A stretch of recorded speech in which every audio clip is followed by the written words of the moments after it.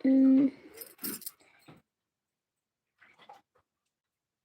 గుళ్ళు వంశం కాదు అక్క. ఏమన్నాడు అంటే, అప్పట్లో సీతాదేవి, ద్రౌపది టీ షర్ట్స్ వేసుకున్నారా?